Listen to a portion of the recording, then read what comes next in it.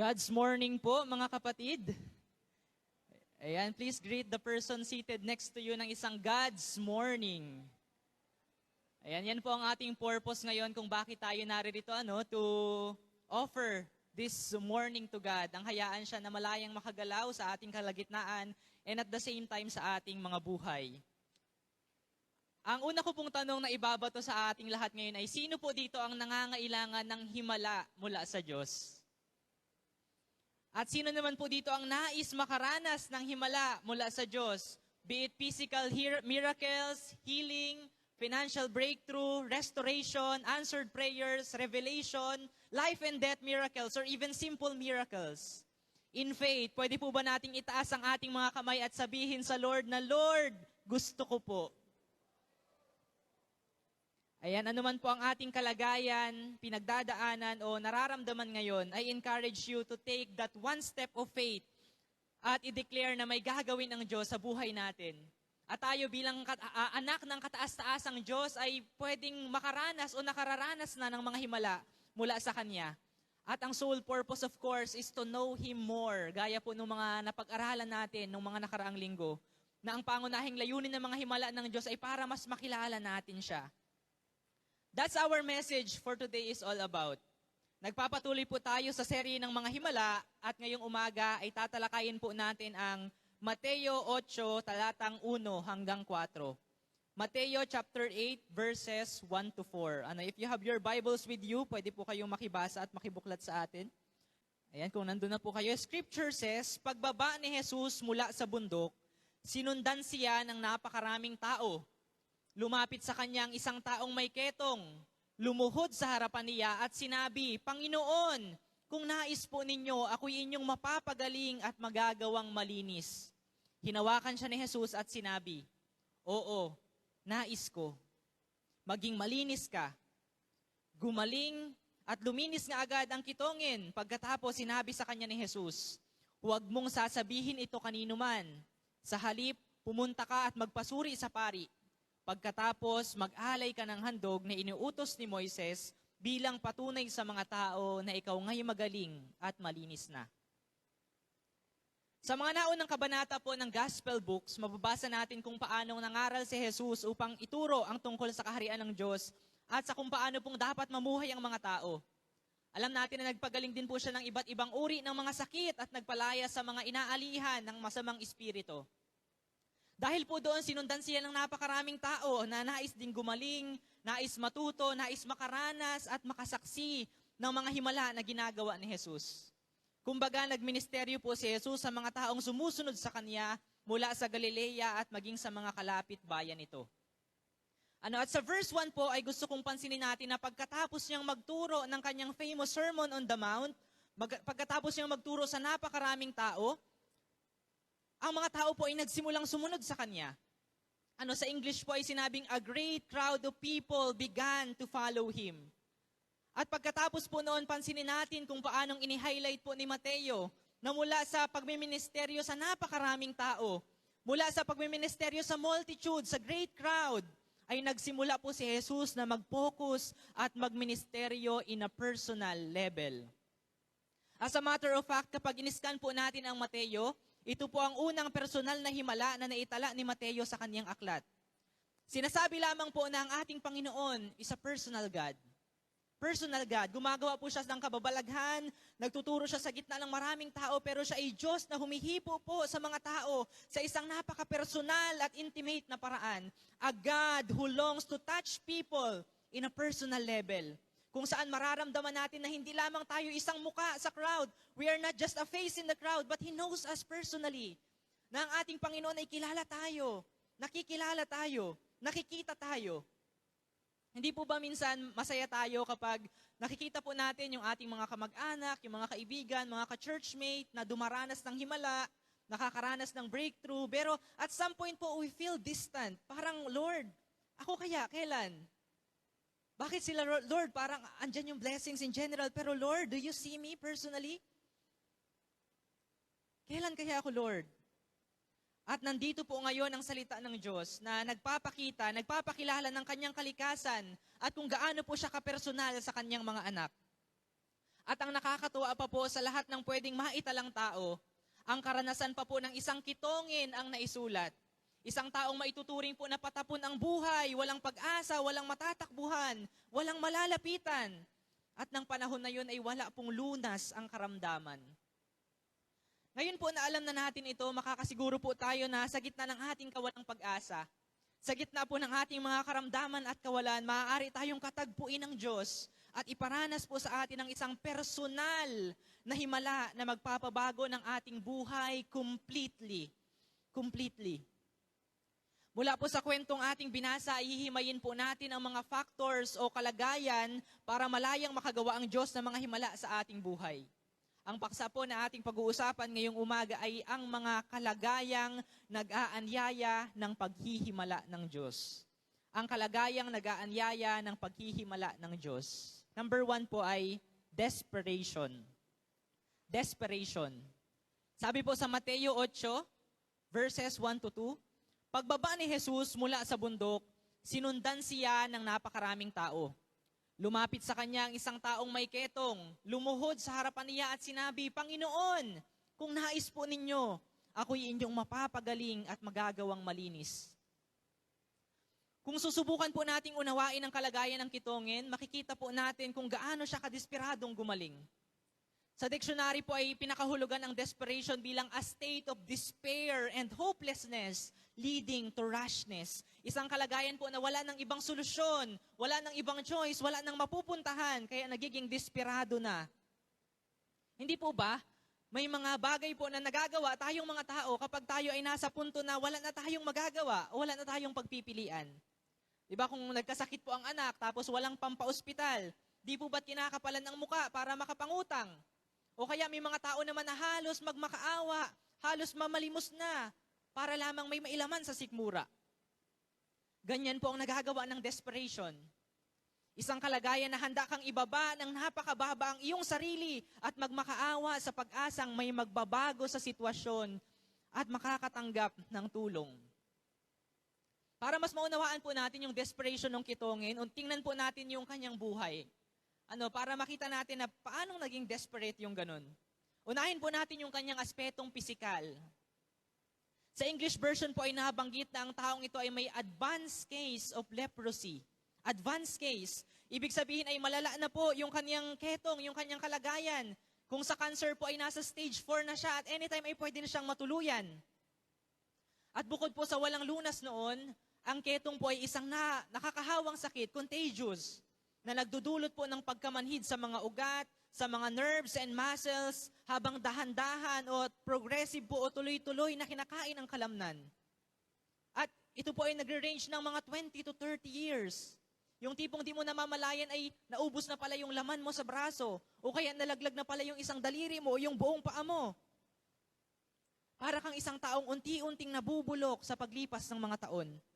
At sa unang panahon po, up to Middle Ages, kapag nagkaketong ang isang tao, dadalhin po siya ng pari sa simbahan, babasahin siya ng deklarasyon ng kamatayan bilang burial service, at ituturing pong patay, literally. Imagine, buhay ka pa, pero once na nagkaketong kakatapusan na ng buhay mo, hihintayin mo na lamang yung araw na ganap kang mamamatay at wala ka ng anumang bagay na pwedeng asahan. Sa aspetong social and relational naman po, ay maituturing siya na outcast, malungkot, mag-isa. Ayon po sa batas ni Moises at bilang pag-iingat na rin syempre sa ibang mga tao, hindi po maaaring makihalubilo o lumapit ang isang kitongin sa mga tao. Bawal lumapit sa kanya ang mga tao at wala siyang chance para makiugnay sa mga mahal niya sa buhay, sa kanyang asawa, anak, sa kanyang mga kaibigan at sa komunidad. Kailangan niyang magpakalayo-layo at manirahan pa sa labas ng mga nayon upang hindi na makahawa pa ng iba. Kailangan niyang iwan ang kanyang pamilya at mabuhay ng mag-isa. Maliban na lamang po kung may mga kapwa kitongin din siyang makakasama. Imagine po natin yung buhay mag-isa.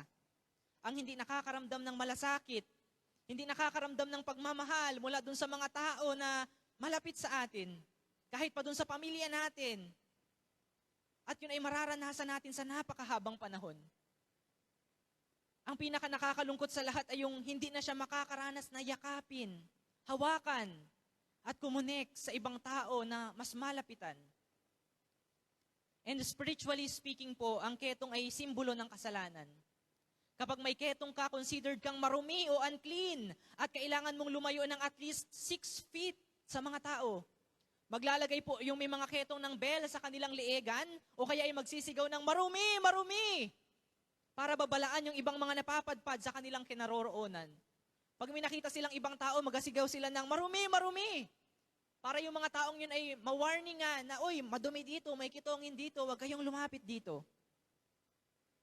Ang magkaroon po ng physical contact sa isang kitongin, ang pangalawa sa pinakamaruming pwedeng mangyari sa tao.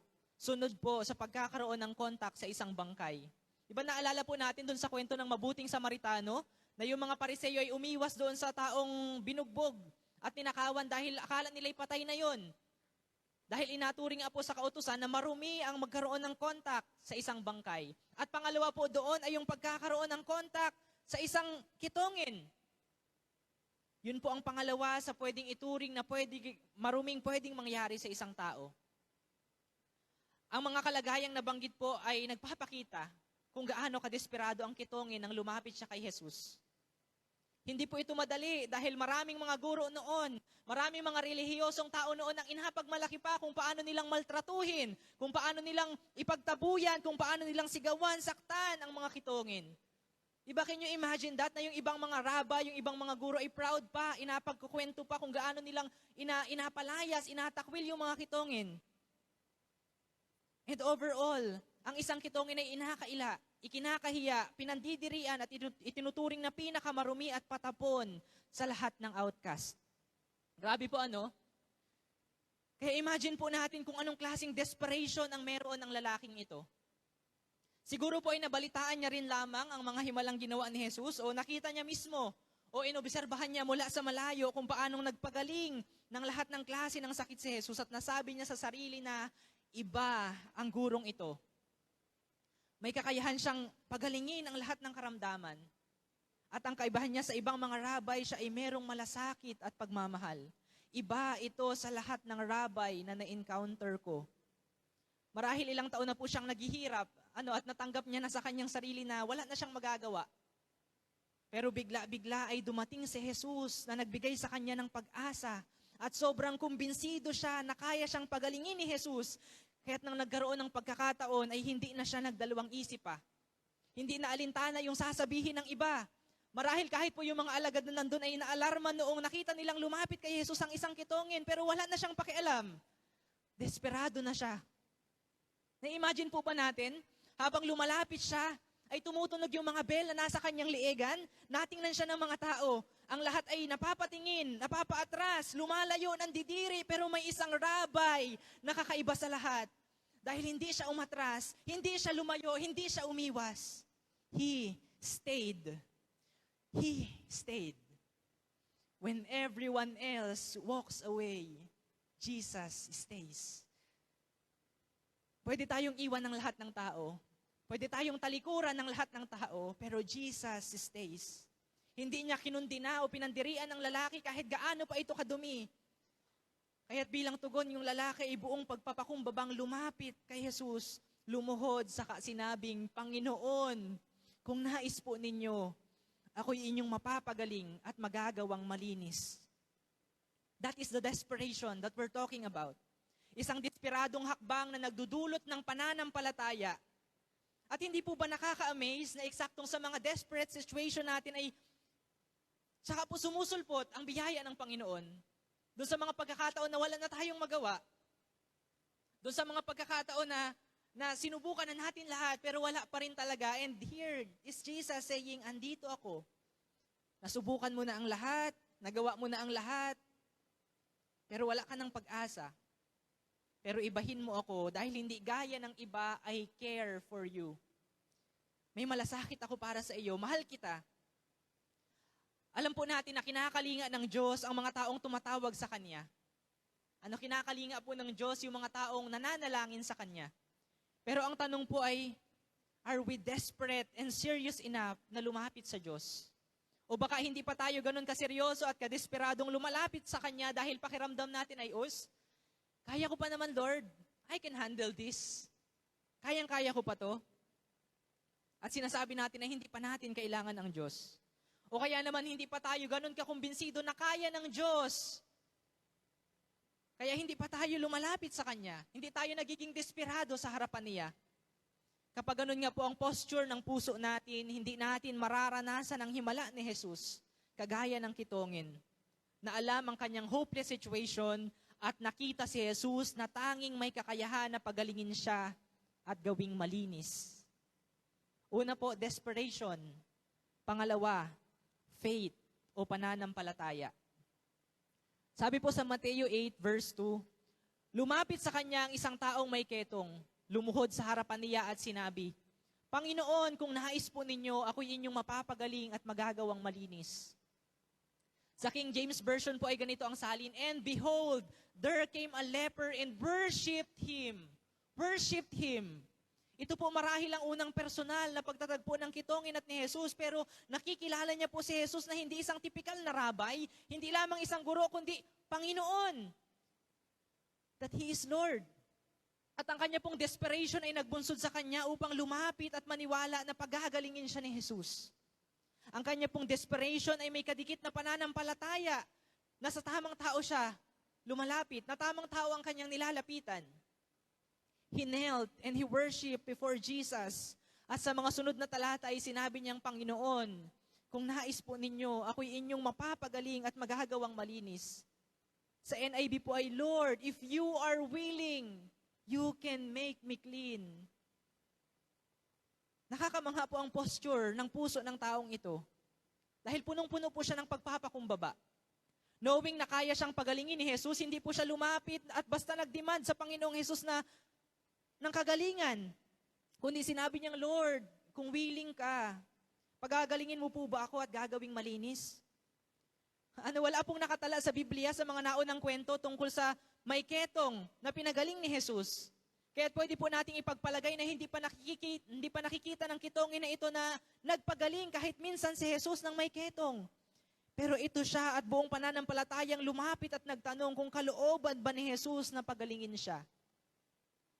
Mahalaga pong hanapin at itanong ang kalooban ng Diyos sa ating pinagdadaanan. At ang ganitong attitude po ay nag-reveal ng ating pitagan at pagpapasakop sa Diyos. Diba, many of the Christians po tend to dictate God ng kung ano ang dapat gawin sa mga buhay nila, na parang obligado ang Diyos na sumunod sa kung paanong paraan nila nais mangyari ang mga bagay-bagay.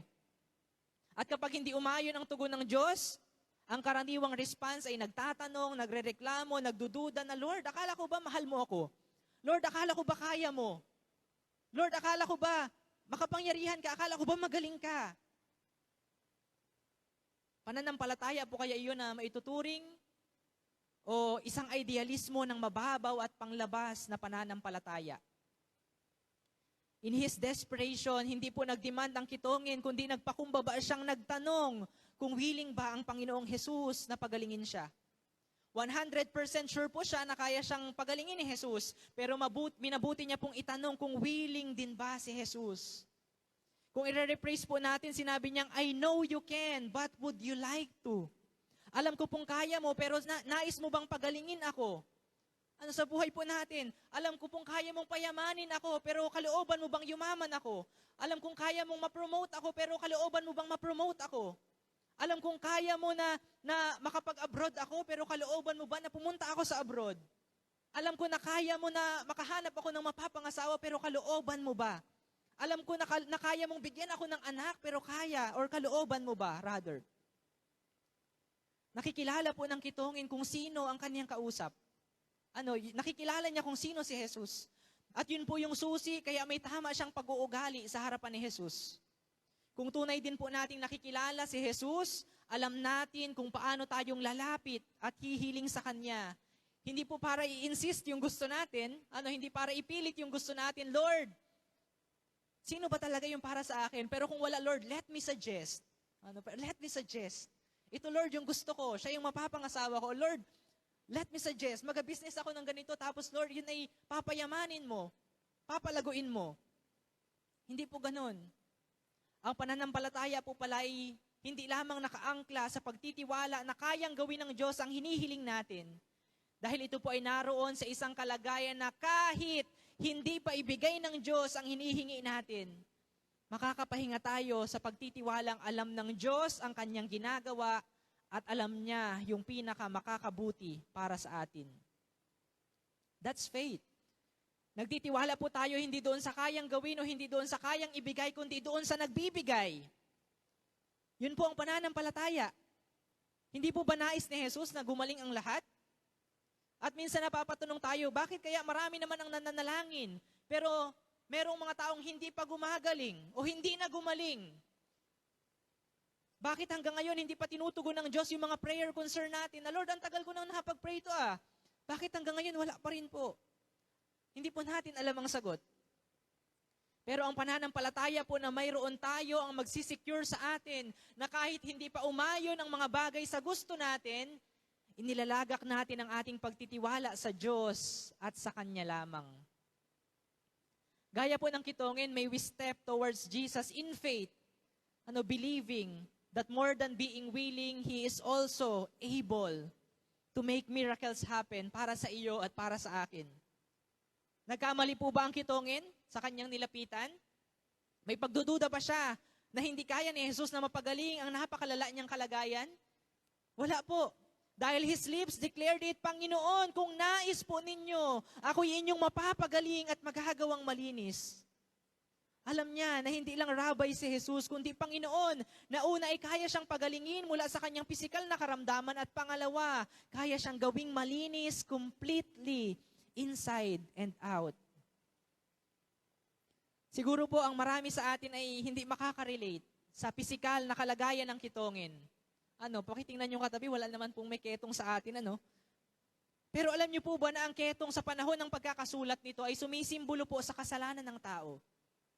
Walang lunas at unti-unting kumukorrupt sa atin sa lahat ng magagandang bagay the moment na pumasok ito sa ating buhay.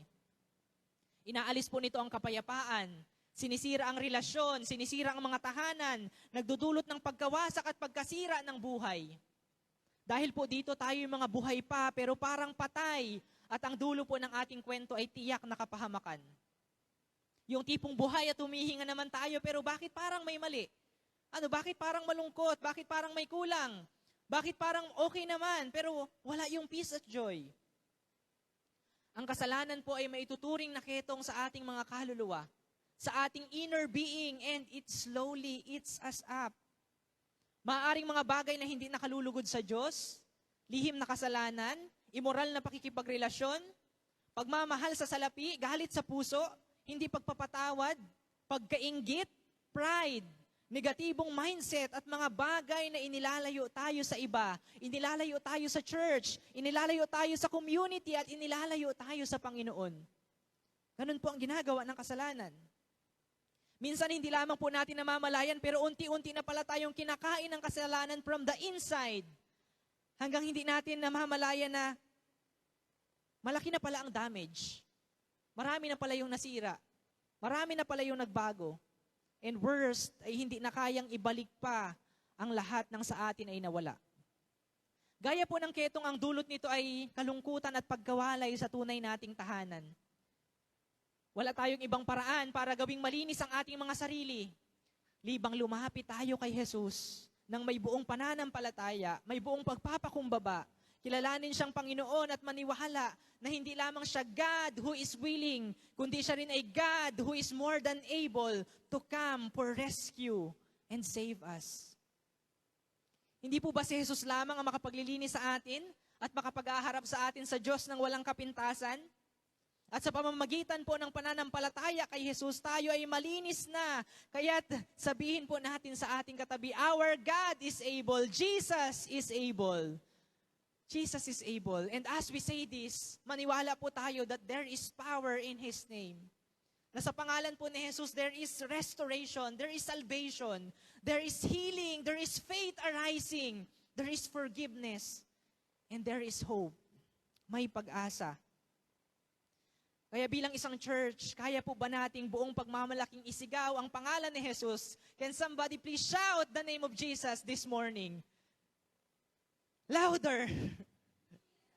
Yun na po ba yung kaya natin? Another louder pa, Jesus! Jesus. Nakikilala natin siya bilang Panginoon na may kakayahan, may willingness. At ang kailangan na lamang po natin ay isang hakbang na may pananampalataya. At ang kagalingan at kaligtasan ay meron ng katiyakan. Pangatlo at panghuli po. Una, desperation. Pangalawa, faith. Pangatlo, boldness. Boldness. Ang pananampalataya po ay hindi ganap kung wala naman tayong tapang na ipakita ito. Hindi yun ganap kung wala tayong tapang na ipakita ito. Ang pananampalataya ay isang bagay, hindi ito parang isang ilawan na asindihan natin pagkatapos ay lagay sa banga o itatago. Naniwala man po ang kitongin na kaya siyang pagalingin ni Jesus, kung hindi naman siya humakbang sa pananampalataya, wala ring pupuntahan ang pananampalatayang iyon at hindi siya makakaranas ng himala mula sa Diyos. Ang tanong po, gaano tayo katapang na lumapit kay Jesus? Kagaya po ng kitongin, marami sa paligid natin ang maraming sasabihin. Makakarinig po tayo ng mga panguusig, panglalahait, panghuhusga, at ilan po sa atin ay pagtatawanan at kukutsain pa ng iba dahil sa ating pananampalataya.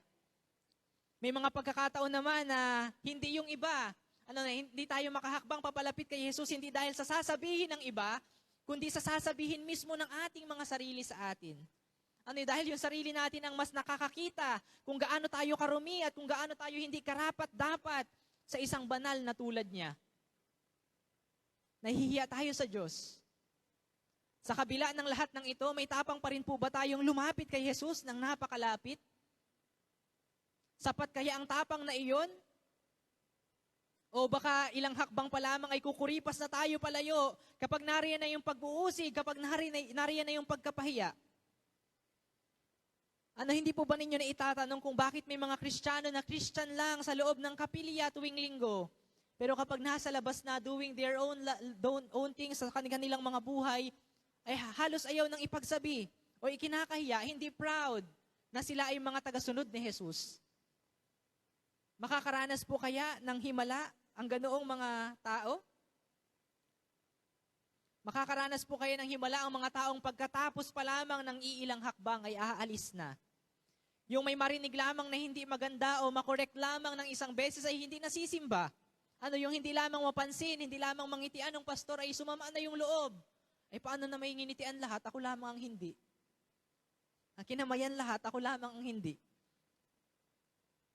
Pagkatapos ng makaranas ng hindi magandang conflict sa kapatid sa iglesia ay mag-backslide na. Yun lang po ba ang tapang na mayroon tayo? Naiwan ko po sa inyo yung tanong na yon at babalik po tayo sa kitongin. Ayon po sa kautusan, bawal po silang lumapit ng 6 feet sa mga tao. At kapag ginawa nila iyon, ang pinakamababang parusa sa kanila ay 39 lashes o hampas ng latigo. Can you imagine that? Yung halos nabubulok na yung bahagi ng katawan mo tapos hahampasin pa ng latigo? Hindi lang isa, dalawa, kundi 39. 39. Alam po ng kitongin na ito ang maaaring mangyari sa kanya. Ngunit sa kabila, noon ay lumapit pa rin siya dahil confident siyang kaya siyang pagalingin ni Jesus. Malaki ang hinihingi ng paglapit kay Jesus. Dito po sa ating binasang kwento ay buhay ang nakataya. At ganun din sa atin. Buhay ang nakataya. Pero naunawaan niya po na mas walang kabuluhan ang buhay kung hindi siya lalapit kay Jesus na tangi niyang pag-asa. Ang kanyang tapang na humiling ay nagpapakita rin ng kanyang desperasyon at pananampalataya na mapapagaling siya ni Jesus. Kaya huwag po muna tayong bibitaw. Huwag muna tayong bibitaw. Huwag muna tayong titigil, kakapanalangin. Lumapit tayo kay Jesus nang may sapat na tapang na humiling ng mga bagay na hindi abot ng ating kakayahan. Sa pamamagitan po ng tapang na ito, naranasan ng kitongin ng isang dakilang himala na bumago sa kanyang buhay at lalo pang nagpalaki ng kanyang pananalig sa Diyos. Kung aayaw po tayo agad, hindi pa man tayo nagsisimula. Kung susuko po tayo agad at tatalikod tayo ngayong nasa harapan na tayo ni Jesus, pinagkakaitan po natin ng napakalaking pabor ang ating mga sarili. Dahil po sa boldness na meron ang kitongin, ito po ang nangyari. Mateo 8, verse 3 to 4. Hinawakan siya ni Jesus at sinabi, "Oo, nais ko, maging malinis ka. Gumaling at luminis nga agad ang kitongin. Pagkatapos sinabi sa kanya ni Jesus, huwag mong sasabihin ito kanino man. Sa halip, pumunta ka at magpasuri sa pari. Pagkatapos, mag-alay ka ng handog na iniutos ni Moses bilang patunay sa mga tao na ikaw ay magaling at malinis na. Dahil po dun sa tapang ng kitongin na humiling sa kabila ng lahat ng risk at mga humahadlang na factor sa paligid, kahihiyan, kawalang pag-asa, sasabihin ng iba, naranasan niya po ang dalawang tugon ni Jesus para pagalingin siya. Ang paghipo ni Jesus at ang kanyang salita. Jesus touched and Jesus spoke. Pansinin po natin, hindi ba pwedeng sabihin na lang ni Jesus mula sa malayo na gumaling ang lalaki at iyak na ito ay gagaling? Pwedeng sabihin ni Jesus na, ops, okay na, dyan ka lang, huwag ka nang lumapit, pagagalingin na kita, okay na. Pwede po yung sabihin ni Jesus, pero hindi. Hinayaan po ni Jesus na lumapit sa kanya ang kitongin ng napakalapit to the point that He actually reached out His hand and touched him. Hinawakan siya. Alam ni Jesus kung ano po ang pinakamagmamatter sa kitonging ito. Imagine po natin yung mahawakan ka for the very first time, pagkatapos ng napakahabang panahon na mag-isa ka at walang gustong lumapit sa iyo, walang gustong tumulong sa iyo. Siguro hindi natandaan ng lalaking ito kung kailan pa siya huling nakaranas ng yakap, ng paghawak, ng paghipo. And here is this rabbi named Jesus na hinawakan siya at binigyan siya ng assurance na pagagalingin siya sa pamamagitan ng haplos na ito. Tila ba pinagaling muna ni Jesus ang puso o kalooban ng lalaki sa pamamagitan ng paghawak sa kanya, kung saan lahat ng pangungulila, lahat ng isolation, lahat ng pakiramdam na siya ay mag-isa, lahat yun ay nawala sa isang haplos. Isang malaking puwang po sa puso ang napunan. Isang malaking puwang sa puso ang tila ba napunan at ang lahat ng karamdaman, lahat ng sakit, lahat ng pangungulila, lahat yun ay nawala. Alam po ni Jesus kung paano tayo paghagalingin. At hindi lamang siya concerned na ibigay sa atin yung mga panglabas nating pangangailangan, kundi alam niya kung ano yung makakasapat, kung ano yung makakagaling sa atin from the inside. Sinabi niya, I am willing. He is willing. Sinabi niya at nangyari ito sa kung paano pong nilikha ang sansinukob sa pamamagitan ng kanyang salita. Ganon din yung kapangyarihang bit-bit ng salita ni Jesus nang pagalingin niya ang kitongin. At ganon din po ang magnitude ng mga pangako niya na mababasa natin sa Biblia na pwede nating panghawakan. Kaya't kahit sa gitna po ng kawalan, kahit sa gitna ng kasawian, when Jesus speaks, kahit ang imposible ay nagiging posible. Kahit mula sa kawalan ay nakakalikha ng isang himala. Ganyan po ang ginagawa ni Jesus. Hinihipo niya ang ating mga buhay at ang kanyang mga salita at ang kanyang mga pangako ang silang nagpapanauli sa atin at bumubuo sa mga dysfunctional nating pagkatao at nagpapangyari ng mga imposibleng sitwasyon. Kung ang boldness o ang tapang po ng isang kitongin, gaya ng kitongin, ang kalagayan para maranasan ang himala ni Jesus, kagaya po ng kitongin, maging matapang nawa tayo. Maging matapang nawa po tayo na kahit nanginginig ang tuhod, ay hahakbang pa rin. Lalapit pa rin sa Kanya na makagagawa ng higit pa sa kaya nating isipin o hilingin. Lumapit tayo ng napakalapit at hayaan po natin si Jesus na hipuin ang ating buhay at pagalingin tayo mula sa lahat ng bagay na nagiging dahilan kung bakit pakiramdam natin ay hindi tayo buo. At bilang pagtatapos, marahil hindi po gaya ng kitongin, marami sa atin ang wala namang problema o kapintasang panlabas na pwedeng ikahiya. Ang marami sa atin kung titingnan ay mukhang maayos naman, mukhang masaya naman, mga good people and growing Christians naman. Pero sa harap po ni Jesus, hindi natin pwedeng ilihim ang mga bagay na kumakain at kumukurap sa atin from the inside. Galit, resentment, inggit, bitterness, pride, discontentment, frustrations, anxiety, depression, restlessness, pagkapagod, makamundong mga hilig. At ito'y ilan lamang po sa maraming halimbawa na tayo sa sarili lamang natin ang nakakaalam. Maaring walang ibang nakakakita, pero alam mo sa sarili mong may problema at naapektuhan ito yung buhay mo, naapektuhan ito yung pakikitungo mo sa iba, yung pagtingin mo sa mga tao, at yung personal mong kaugnayan sa Diyos. Gaya po ng kitongin, baka umabot ka na sa punto ng pagiging desperado at ma-realize mo na bagaman hindi ka nakikita o nauunawaan ng iba, Jesus sees exactly what's going on inside of you. Kaya i-encourage yung mga kapatid. Ano man po ang pinagdadaanan natin, ano man yung mga bagay na kinukonsume tayo sa ating kalooban, may isang healing touch na naghihintay sa ating mga napapagal na kaluluwa.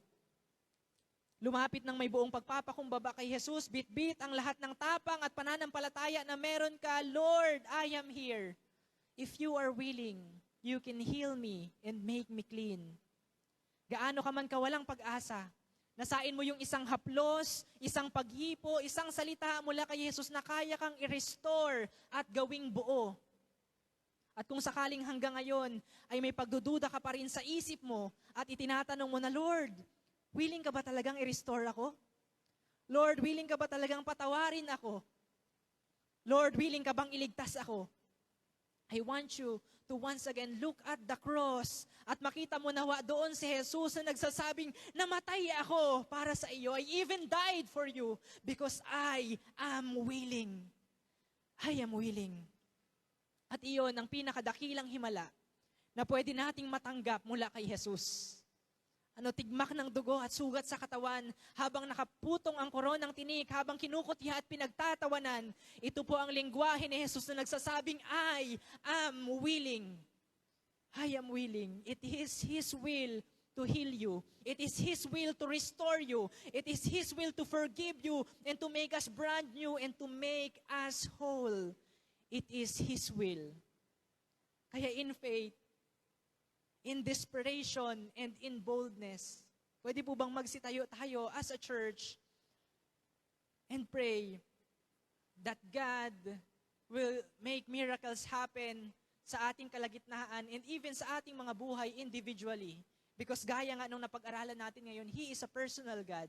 Hindi lamang siya nag-minister in a multitude sa gitna ng maraming tao, kundi nag-ministeryo siya personally sa bawat isa sa atin. Kaya let me give you a minute or two to pray sa inyong mga sarili at sabihin sa Diyos yung mga nilalaman ng puso ninyo. Yung mga bagay na kumukorrupt sa inyo from the inside. Yung mga bagay na nagpapahirap sa inyo. Surrender everything to God this morning and allow Him to touch us. Allow Him to speak in our hearts. And may we all hear from Him saying, I am willing.